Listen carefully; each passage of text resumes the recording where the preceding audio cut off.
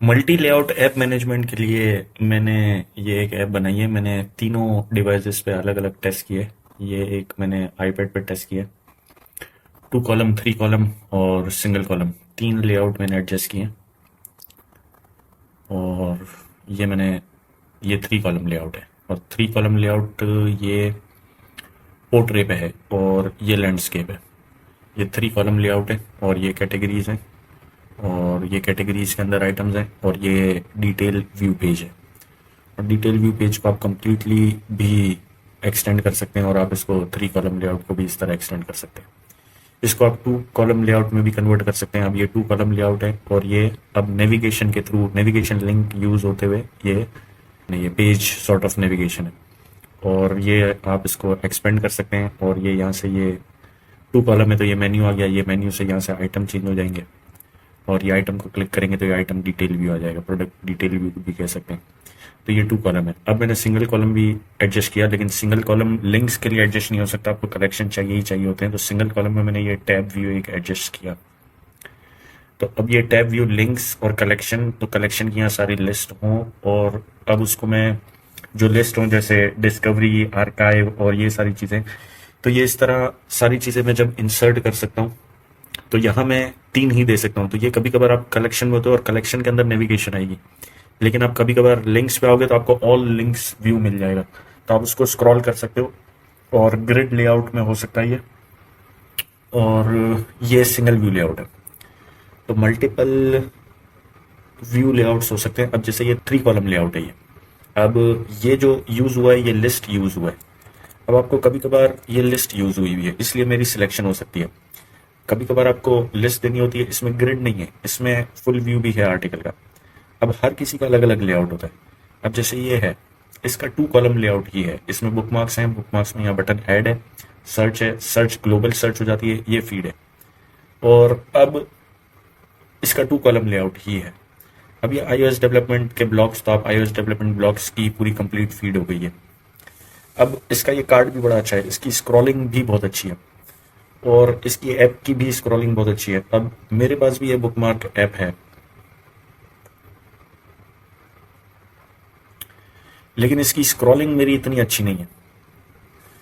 तो ये क्लिक पे इनसाइड जाता है, ये भी नेविगेशन लिंक है, ये 2 कॉलम व्यू है, ये हाइड हो सकता है, ये 3 कॉलम हो जाएगा, ये आप इसके अंदर इंसर्ट हो सकते हो, ये कंप्लीट व्यू यहीं खुल गया, वेब ब्राउज़र यहीं खुल गया। ये यहाँ नोट्स, आप नोट्स ऐड करने का तरीका दे सकते हो कि आप यहाँ नोट्स ऐड कर सकते हो, और इसको आप मार्क एस कंप्लीट कर सकते हो, स्टार, आर्काइव, रिमाइंडर लगा सकते हो, डायरेक्ट सफारी में खोल सकते हो, लिंक कॉपी कर सकते हो, बैक कर सकते हो। इसमें भी मैंने बहुत सारी चीज़ें इंप्लीमेंट की हुई हैं। इसका कार्ड भी मैंने बहुत एक्सटेंसिव एडिटिंग की हुई है, कार्ड के ऊपर भी मैंने, वो भी बताता हूँ। ये अब इसकी विड्थ, हाइट, ट्रांसपेरेंसी, फ़ॉन्ट का कलर, पैडिंग देनी है नहीं देनी है, जैसे पैडिंग यस, पैडिंग नो, तो ये कार्ड के इर्द गिर्द पैडिंग देनी है। तो इस तरह की एक्शन बटन शो करने हैं या हाइड करने हैं। तो अब एक्शन बटन शो होता है तो फिर ये स्लो हो जाता है। इसका एक ऑल्टरनेटिव होता है राइट क्लिक करके कॉन्टेक्स्ट मेन्यू देना। अब कॉन्टेक्स्ट मेन्यू आईफोन पे चलेगा। अब ये ग्रिड सिस्टम है, ग्रिड के अलावा आप लिस्ट सॉर्ट ऑफ सिस्टम दे सकते हो। अब इस पर सिलेक्शन नहीं है, सिलेक्शन दे के आप दे सकते हो। इसमें कैटेगरीज ऐड कराना हो, टैग ऐड कराना हो, तो वो किस तरह ऐड करवाओगे, उन सब का यूआई 2 कॉलम, 3 कॉलम और सिंगल कॉलम हर लेआउट पे फिक्स करना है, मैक के लिए, आईपैड के लिए, आईओएस के लिए। तो कभी कभार आप कहीं कहीं कुछ कुछ ऑप्शन चलते हैं, कहीं कहीं किसी लेआउट में अच्छे चलते हैं, कहीं कोई ऑप्शन किसी लेआउट में अच्छे चलते हैं। जैसे फॉर एग्जांपल मैंने इसी को मैक पे भी एडजस्ट किया, इसी को मैंने मैक पे एडजस्ट किया, आईपैड पे तो देखा आपने। अब मैक की एडजस्टमेंट देखते हैं, इसकी बिल्ड कर रहा हूँ। ये मैंने 2 कॉलम, 3 कॉलम एक यूट्यूब वीडियो से बनाई है, और वो यूट्यूब वीडियो भी मुझे मिल जानी चाहिए मेरे ख्याल से। ये नेविगेशन स्प्लिट व्यू से बनाया है, 2 कॉलम, 3 कॉलम। लेकिन फिर मैंने 2 कॉलम, 3 कॉलम को सिंगल कॉलम में भी एडजस्ट करने की कोशिश किया, क्योंकि ये जो नोटो है ना, उसका सिंगल कॉलम लेआउट मुझे बहुत अच्छा लगता है, तो सिंगल कॉलम। लेकिन इसकी ये खास बात है कि इसने पिन सेक्शन और इसने फोल्डर और नोट्स दोनों एक ही ग्रिड में दे दिए हैं, फोल्डर और नोट्स, जिसकी वजह से आप इसको सिंगल कॉलम में ला सकते हो, लेकिन इसको मैं सिंगल कॉलम में नहीं ला सकता। सिंगल कॉलम में लाऊंगा तो वही 2 कॉलम जैसा ही लेआउट इधर आएगा, लेकिन आईपैड पे सिंगल व्यू नहीं आएगा, तो 2 कॉलम ही आएगा यहाँ पे। तो अब इसको सिंगल कॉलम करना चाहो तो आप कर नहीं सकते, तो इसलिए मैंने टैब लगाया इस पे कि अगर सिंगल कॉलम मुझे देखना हो। ये आर्टिकल की जो ऐप है ना, इसकी जो मोबाइल ऐप है ना, उसने टैब व्यू लगाए, और टैब व्यू के साथ इसने वो कंप्लीट कलेक्शन टाइप का लुक भी दिया हुआ है, तो आप उसमें से कलेक्शन वाइज भी एडजस्ट कर सकते हो। तो मैंने इसको इस तरह सोचा कि मैं इसको इस तरह लेके चलूँ आईपैड और आईओएस के लिए, और मैक के लिए मैं इसको full complete Mac app, native Mac app बनाऊँ, आईपैड मैक ऐप नहीं। तो अब इसको कंप्लीटली नेटिव पे ले जाता हूँ तो इसका व्यू ये चेंज हो जाता है। अगर ये 3 कॉलम चलता है इसका, और ये 3 कॉलम है, अब इसको इसकी वेट वगैरह एडजस्ट करूंगा तो ये सारी चीज़ें एडजस्ट हो जाएंगी। अब ये 2 कॉलम है, 2 कॉलम में इसने यहाँ इमेज नहीं दी, वो एडजस्ट हो सकती है, आ जाएगी, मसला नहीं है। लेकिन ये लिस्ट यूज़ हुई है इसलिए, ग्रिड यूज़ हुई है इसलिए इसने पता नहीं क्यों नहीं देनी चाहिए। तो ये 2 कॉलम में आईपैड में यहाँ दे रहा था इमेज, आईपैड के 2 कॉलम में इमेज दे रहा था। अभी फ़ोन पे मैंने टेस्ट नहीं किया।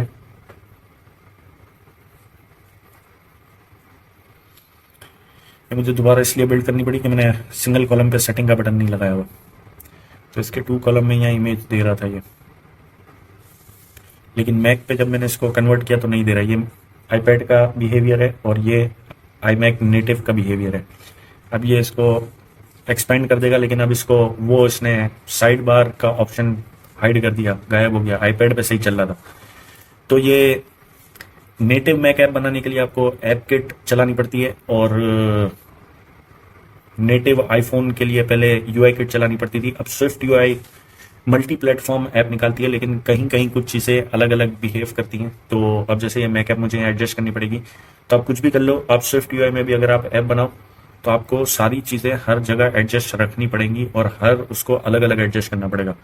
तो ये हर चीज़ पीस बाय पीस बनी हुई होनी चाहिए। ये सिर्फ लेआउट पे था कि ये मैं इसको लेआउट किस तरह लूँ। अगर मैं सिंगल कॉलम का ये लेआउट लेता हूँ, अगर मैं मोबाइल पे ये सिर्फ सिंगल कॉलम का लेआउट ले जाऊँ तो ये टैब वाइज हो जाएगा।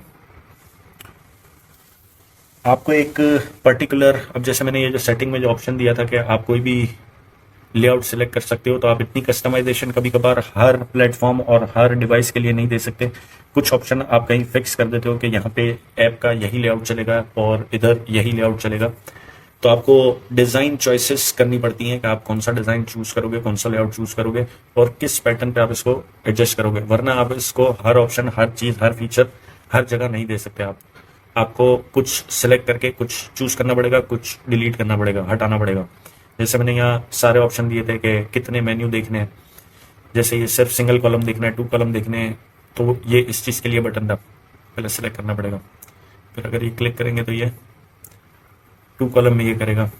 अब 2 कॉलम में ये एक्सपेंड कर सकता है। मैक पे 3 कॉलम में नहीं हो रहा है एक्सपेंड, ये वो भी हो सकता है। आईपैड पे हो रहा है, लेकिन ये मैक पे बिहेवियर सही नहीं दे रहा है। ये 3 कॉलम, अब 3 कॉलम में इसने एक्सपेंड नहीं किया, बिहेवियर सही नहीं दिया। डिटेल ओनली भी नहीं चल रहा मैक पे। 2 कॉलम चला लेकिन डिटेल ओनली नहीं चल रहा। ऑटोमेटिक में भी 2 कॉलम दिए, ऑल तीनों दिखाए, लेकिन डिटेल ओनली नहीं चला मैक पे। लेकिन आईपैड पे बिल्कुल एक्यूरेट चल रहा है। आईपैड मुझे दोबारा बिल्ड करनी पड़ेगी क्योंकि मुझे पेज 2 कॉलम चाहिए। अब इसमें मैं डिटेल व्यू करूंगा तो हो जाएगा, लेकिन मैक पे नहीं हुआ। तो कुछ चीज़ें, हालांकि स्विफ्ट यूआई है लेकिन ये यहाँ नहीं चला। अब इसका ये चल रहा है, ये ऐप किट चल रही है, ये इसका बिल्कुल सही चल रहा है, जैसे एप्पल नोट्स की ऐप में भी चलता है। तो कुछ चीज़ें कहीं सही चलती हैं, कहीं ख़राब चलती हैं, कुछ चीज़ें आपको कहीं अलग ऐप के लिए एडजस्ट करनी पड़ती हैं। तो आपको सारी चीज़ें टेस्ट करनी पड़ती हैं, और सारे लेआउट आपको डिज़ाइन चॉइसेस करके आपको पर्टिकुलरली एक फिक्स करने पड़ेंगे। आप हर चीज़ हर जगह नहीं दे सकते, तो आप पर्टिकुलर लेआउट के हिसाब से एडजस्ट करोगे। और पहले बुक मार्क है, तो ये एक ओवरव्यू है 3 लेआउट के ओवरव्यू के हिसाब से कि कौन सा लेआउट किस डिवाइस के लिए सही रहता है, और आपको क्या एडजस्ट करना चाहिए, क्या नहीं करना चाहिए। आपके नीड पे डिपेंड करता है, आपकी ऐप की रिक्वायरमेंट पे डिपेंड करता है कि आपकी ऐप की रिक्वायरमेंट किस तरह की है। तो this was the overview for this navigation, split view and navigation, and कौन से लेआउट किधर होते हैं। और बहुत सारी ऐप डिफरेंट उसमें बनी हुई होती हैं, जैसे इसकी स्क्रोलिंग स्मूथनेस जैसी किसी ऐप की नहीं है। एक और ऐप है, ये इसकी स्क्रॉलिंग भी बहुत अच्छी है, इसकी सिलेक्शन, ये लिस्ट व्यू यूज हुआ है।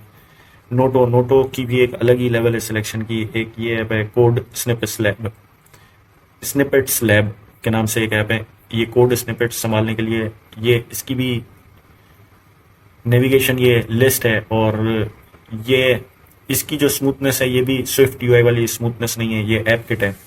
और इसका ये नेविगेशन बार, बट इसने 2 कॉलम और 3 कॉलम वाली कोई, इसने 3 कॉलम ही यूज किया परमानेंटली। इसने सिंगल कॉलम, और ये सिंगल कॉलम करने देता है मेरे ख्याल से, एक्सपेंड नहीं करने देता मेरे ख्याल से, प्रीव्यू में एंटर करने देता है। प्रीव्यू में आप एंटर कर सकते हो, कोड कॉपी कर सकते हो, और एक्सपेंड नहीं हो रहा है ये, तो व्यू में होगा हाइड, बस इतना हाइड हो सकता है। तो ये भी एक बहुत अच्छी ऐप है, और इसका ये कस्टम सर्च है। तो इसने ये ऐप किट, ये भी एक बहुत अच्छी ऐप है, ये भी स्विफ्ट यूआई नहीं है। तो कुछ ऐप है बड़ी कहीं कहीं बहुत अच्छी एडजस्ट करती हैं, कुछ ऐप एडजस्ट नहीं होती कहीं कहीं। तो डिपेंड करता है आप क्या सिलेक्ट करते हो अपनी ऐप के लिए, डिज़ाइन के लिए। ये आपको ऐप के स्टार्ट में बहुत कॉन्शियसली आपको डिसाइड करना पड़ेगा, क्योंकि आपको ये नेविगेशन आप कितनी चलाओगे, किस तरह की चलाओगे, कैटेगरीज और ये सारी चीज़ें, इस पर भी ये बहुत सारी चीज़ें डिपेंड करती हैं। तो ये ऐप के यूआई और नेविगेशन के बारे में चीज़ें थी। दैट्स इट, थैंक यू, अल्लाह हाफ़िज़।